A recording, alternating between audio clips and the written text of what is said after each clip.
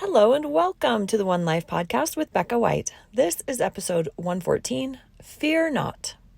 Recently, I've noticed a rise in the spirit of fear, and so today I want to talk about it. Fear is simply a normal part of the human condition. In all eras and ages, humanity has been wired for fear to protect us from real and imagined physical threats. Fear has served humanity for the perpetuation of the species. In our current situation, I have observed that many people are living in fear. Not fear of physical threats or harm, though that does happen occasionally, but more in fear of threats or harm to our ego or our social, emotional, mental, or spiritual being. These types of threats are more difficult to identify and address. Here is what fear does for us.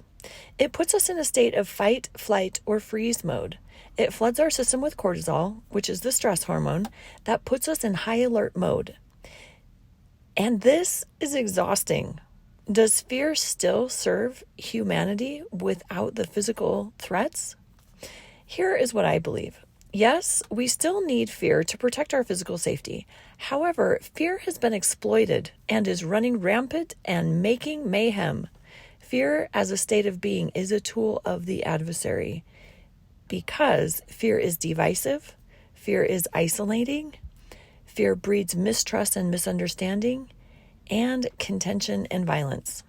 Fear is a damning principle that causes us to shrink from our responsibilities or shrink to inaction, possibly to sit home on our couch eating ice cream while we binge watch Netflix.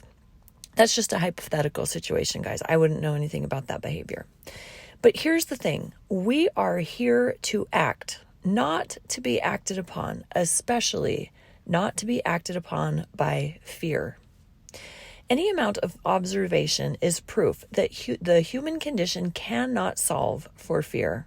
So let's let God solve for fear. Can we do that? Can we let God prevail?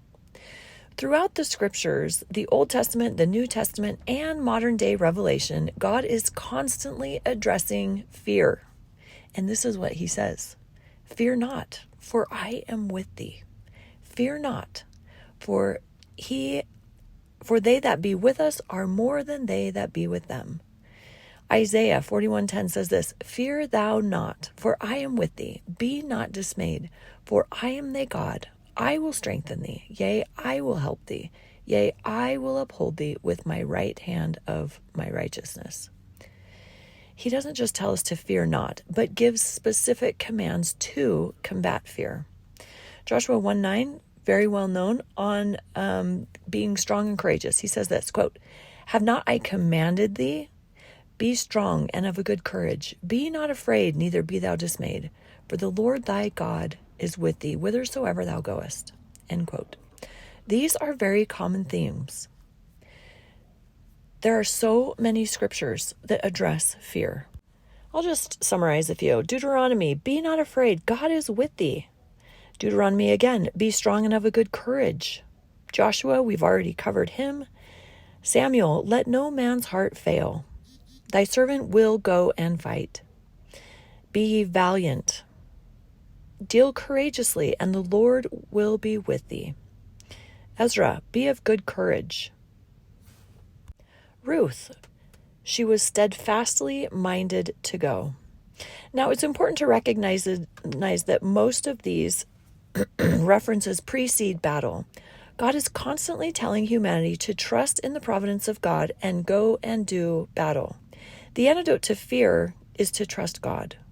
The source of our strength and courage is to trust God, not trust in the arm of the flesh or the latest self-help trend or even the latest politician, but to trust God and to have faith in him. He is the only one who can save us. I could spend all day talking about fear in the scriptures and direction from God, but I'm just going to close with one final scripture. This is my favorite one on fear, and this is in 2 Timothy 1:7.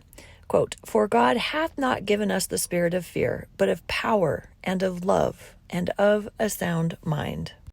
Shout out to my husband here. This is my husband. He does not have a spirit of fear, but of power and of love and of a sound mind. He has been a safe place for me for almost 28 years now. So if we are susceptible to fear, how do we increase our faith and trust? We draw nigh unto God, and He will draw nigh unto us.